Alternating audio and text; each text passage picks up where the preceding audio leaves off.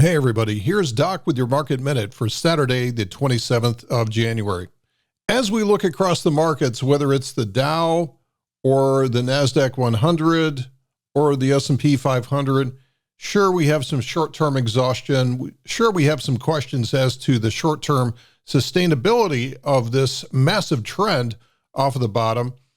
But really what I have an issue with, or a question, is with the Russell 2000. The Russell 2000 has not joined its brothers on this rally. In fact, it's in a position where we could see a big move either way from this. And I think this may be a good tell for us to watch in the near future. So recognize what we're seeing right now in the Russell. So the Russell has rallied up and pulled back to what amounts to a 38.2% retracement. We've bounced off of the bottom, but where have we seen this picture before? We've seen this several times over the last couple of years, and in each case, this has led to much lower prices. Same pattern here. We rally up, we pull back to a specific fib retracement, rally up to a lower high, and then get destroyed again. Same thing every time. It creates this bull trap, and the sellers appear and drive down prices again. Every single time here. Without fail, over the past 2 years, this formation has led to a lower high and lower prices going forward. Is this going to break the chain?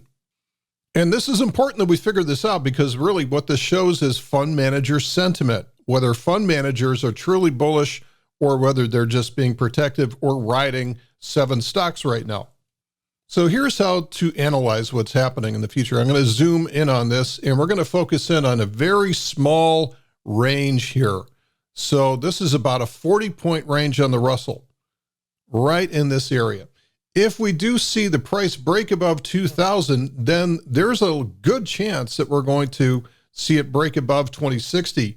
And this will be the first time that we actually see continuation on a pullback into the major trend. That would be huge for the market. So watch this one step at a time. If we do break above and close above 2,000, then the odds improve that we're going to see a breakout above 2070. On the other hand, over the course of the next week, if we see the price close below 1960, then we're probably going to see this once again continue to set up a lower high, lower low combination and turn this into a downtrend. Now, it's not like the larger market can't rally without the small caps, but things just work better if we have all hands on deck. That's it for today's Market Minute. Have a great weekend. We'll see you next time.